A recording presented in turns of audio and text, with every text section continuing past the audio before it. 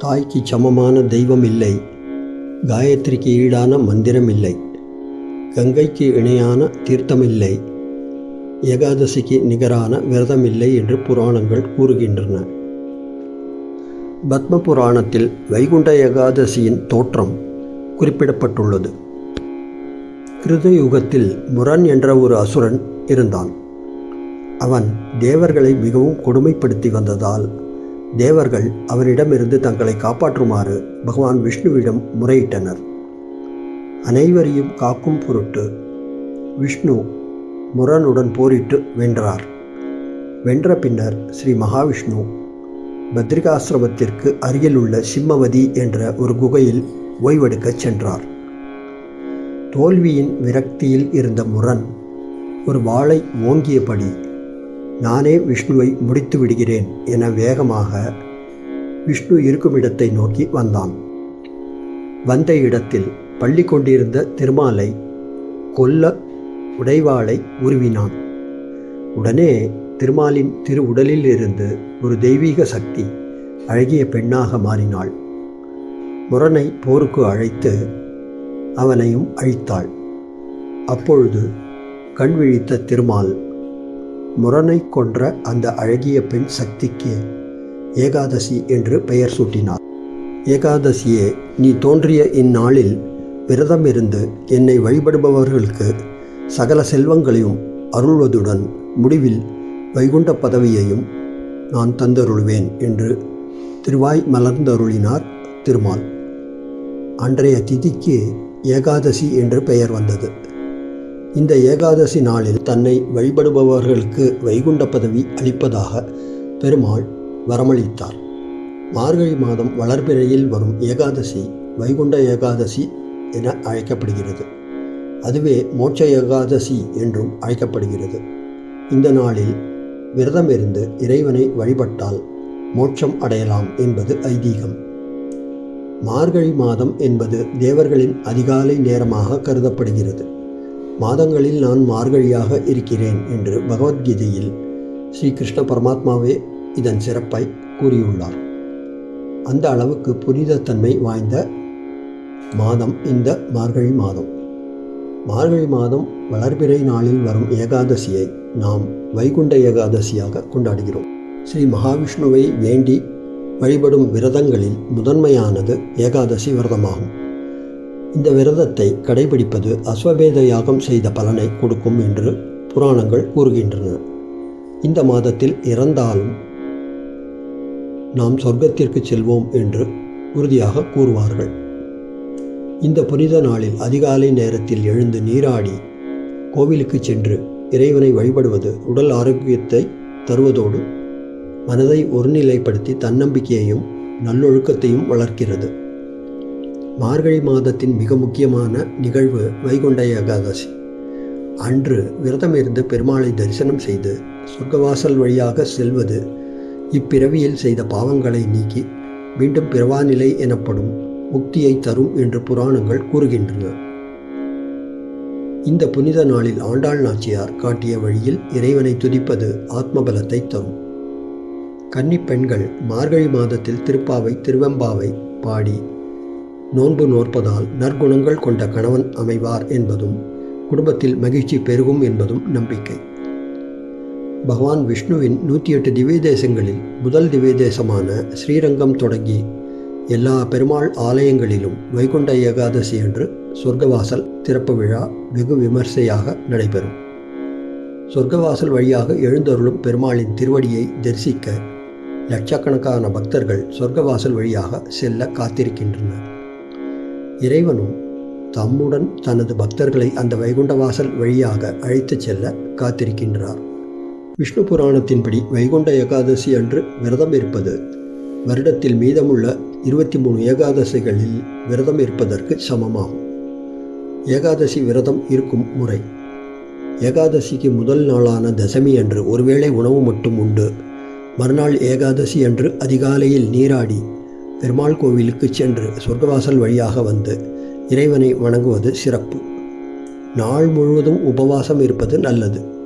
முடியாதவர்கள் பால் பழங்கள் எடுத்துக்கொண்டு விஷ்ணு புராணம் சகஸ்ரநாமம் பாராயணங்கள் செய்து அன்றிரவு தூங்காமல் விழித்திருந்து இறைவன் புகழ் பாடி இறைவன் நாமத்தைச் சொல்லி கோவில் சிறப்பு பூஜைகளில் கலந்து கொண்டு இறைவனுக்கு துளசி மாலை சாத்தி ஓம் நமோ நாராயணாயா என்று சொல்லிக்கொண்டு இருப்பது நம் மன ஆரோக்கியத்திற்கும் உடல் ஆரோக்கியத்திற்கும் நல்லது. மறுநாள் துவாதசி அன்று கோவிலுக்கு சென்று இறைவனை தரிசித்து துளசி தீர்த்தத்தை அருந்தி உபவாசத்தை முடித்து கொள்ளலாம்.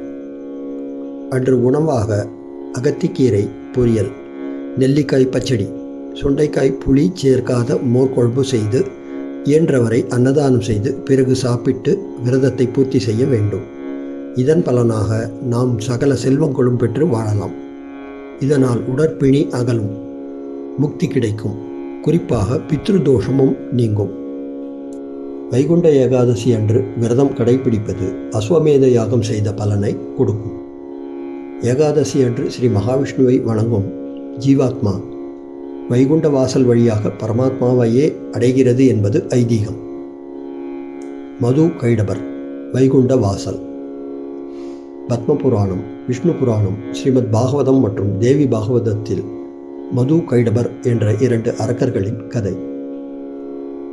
படைக்கும் கடவுளான பிரம்மா ஊழிக்காலம் தொடங்கியதும் ஸ்ரீ மகாவிஷ்ணுவின் தொப்புள் கொடியிலிருந்து தாமரையின் வழியாக அவரது வயிற்றினுள் அண்ட சராசரங்களுடன் ஒடுங்கினார். அதனால் ஸ்ரீ மகாவிஷ்ணு ஹிரண்யகர்பர் என்ற திருநாமத்துடன் அழைக்கப்படுகிறார். பிரம்மதேவனின் அடுத்த பகல் தொடங்கியதும் தாமரை இலை தண்ணீரை பிரம்மதேவன் மேல் தெளிக்க அதில் சில துளிகள் பிரம்மனின் காதுகளில் சென்றன. உடனே விழித்தெழுந்த பிரம்மன் முதல் வேலையாக பிராணவாயுவை தூண்ட, அப்பொழுது அவரின் 2 காதுகளில் இருந்தும் தண்ணீர் வெளியே வர அது மது கைடபர் என 2 அரக்கர்களாக உருவெடுத்தன. அவர்கள் பிரம்மதேவரிடமிருந்து ஒளி வடிவில் இருந்த வேதங்களை திருடிச் சென்றனர். உடனே பெருமாள் ஸ்ரீ ஹயக்ரீவர் அவதாரம் எடுத்து வேதங்களை திரும்பவும் கொண்டு வந்தார். இந்த 2 அசுரர்களும் தேவர்கள், முனிவர்கள் என அனைவரையும் துன்புறுத்த தொடங்கினர். தேவர்கள் அனைவரும் விஷ்ணுவிடம் முறையிட ஸ்ரீ மகாவிஷ்ணு மது கைடபருடன் போரிட்டார். அவர்களை அழிக்க முற்பட்ட போது அவர்களுக்கு என்ன வரம் வேண்டும் என கேட்க அவர்கள் விஷ்ணுவிற்கு தாம் வேண்டுமானால் வரம் தருவதாக கூறி ஸ்ரீ மகாவிஷ்ணு தன் திருக்கரங்களால் அசுரர்கள் 2 வதம் செய்யப்பட வேண்டும் என கூற, அசுரர்கள் பகவானே, தாங்கள் 1 மாதம் எங்களுடன் யுத்தம் செய்து அதன் பிறகு நாங்கள் சித்தி அடைய வேண்டும் என வேண்ட, பகவானும் அப்படியே ஆகட்டும் என்றார். பின்னர் 2 அசுரர்களும் விஷ்ணுவை எதிர்த்து போரிட்டனர். தோற்கடிக்கப்பட்ட அசுரர்கள் எல்லா இடங்களிலும் தண்ணீரை கவனித்தனர். அவர்கள் தண்ணீரை தவிர வேறு எந்த இடத்திலாவது தங்களை கொல்லுமாறு விஷ்ணுவிடம் புத்திசாலித்தனமாக கேட்டுக்கொண்டனர். ஸ்ரீ மகாவிஷ்ணு உடனடியாக தனது தொடைகளை நீரின் மேல் பெரும் அளவில் விரிவடையச் செய்து திடமான பூமியாக உயர்த்தினார். அதை கண்ட அசுரர்கள் தங்கள் உடல்களை 1000 யோஜனைகள் அளவுக்கு பெரிதாக்கினர். ஆனால் ஸ்ரீ மகாவிஷ்ணு தனது தொடைகளை மேலும் பெரிதாக்கி மதுவையும் கைடபனையும் பிடித்து தனது தொடைகளில் கிடத்தினார். கடுமையான யுத்தத்தின் முடிவில் பகவானின் பரமபதத்தில் தாங்கள் நித்திய வாசம் செய்ய வேண்டும் என்ற வரத்தினை கேட்ட பின் தாங்கள் பெற்ற இன்பம் அனைவரும் பெற விரும்பி இந்த நாளை உற்சவமாக கடைபிடிக்க வேண்டும் என்றும், வைகுண்ட ஏகாதசி திருநாளில் திருவரங்கத்தில் வைகுண்ட வாசல் வழியாக அர்ச்சாவதாரமூர்த்தியாக பகவான் விஷ்ணு வெளியேறி வரும்பொழுது அவருடன் வெளிவரும் பக்தர்களுக்கு மோட்ச பிராப்தி அளிக்க வேண்டும் எனவும் அசுர சகோதரர்கள் மது கைடபர் வேண்டினர். பகவான் விஷ்ணுவும் அப்படியே ஆகட்டும் என்று அவர்களுக்கு அருளிய பின் இறுதியாக சுதர்சன சக்கரத்தால் அவர்களின் தலைகளை வெட்டினார். இதன் காரணமாகத்தான் வைகுண்ட வாசல் எனும் சொர்க்கவாசல் உருவானது.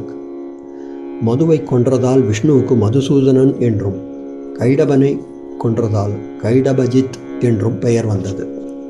சகல செல்வங்களையும் அருளுவதுடன் வைகுண்ட பதவியையும் கொடுக்கும் இந்த வைகுண்ட ஏகாதசி திதி இந்த வருடம் மார்கழி மாதம் 30/12/25 செவ்வாய்க்கிழமை அன்று வருகிறது.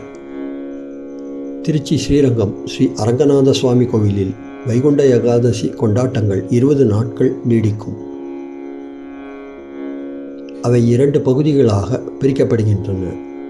பகல் 10 காலை பகுதி 10 நாட்களும், ரா 10 இரவு பகுதி 10 நாட்களும் கொண்டாடப்படுகின்றன.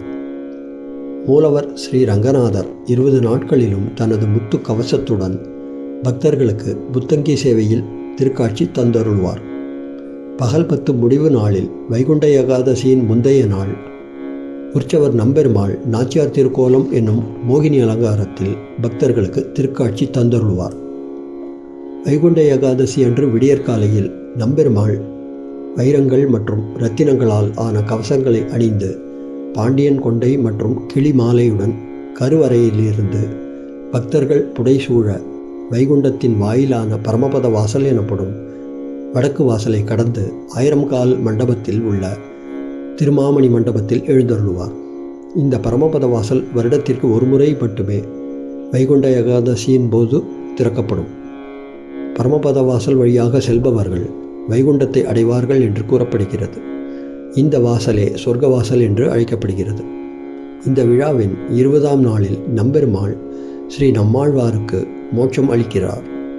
இது திரு அத்யயன உற்சவம் எனப்படும் 20 நாள் திருவிழாவின் முடிவை குறிக்கிறது. இந்த ஒழுங்குமுறையை வகுத்து தந்தவர் 12 ஆழ்வார்களில் ஒருவரான திருமங்கை ஆழ்வார். ஸ்ரீ ஆதி சங்கராச்சாரியார் ஸ்ரீ ரங்கநாதரை பற்றி இயற்றிய ஒரு ஸ்லோகம்.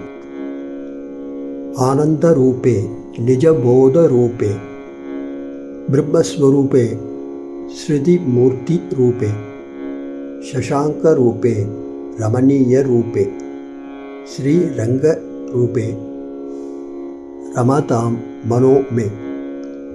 இதன் பொருள், ஸ்ரீ ரங்கநாதரின் தெய்வீக ரூபத்தில் என் மனம் மகிழ்ச்சி அடைகிறது. அந்த வடிவம் ஆதிசேஷனை நோக்கி அமர்ந்திருக்கிறது. ஆனந்தத்தில் மூழ்கி தனது சொந்த ஆன்மாவில் மூழ்கியுள்ளது. பிரம்மஸ்வரூபத்தின் சாரத்தையும் அனைத்து வேதங்களின் சாரத்தையும் உள்ளடக்கிய அந்த வடிவம் சந்திரனைப் போல குளிர்ந்த ரூபம் மற்றும் அற்புதமான அழகை கொண்ட ரூபம். ஸ்ரீ ரங்கநாதரின் தெய்வீக ரூபத்தில் என் மனம் மகிழ்ச்சி அடைகிறது. அந்த வடிவம் என் இருப்பை பேரின்பத்தால் நிரப்புகிறது.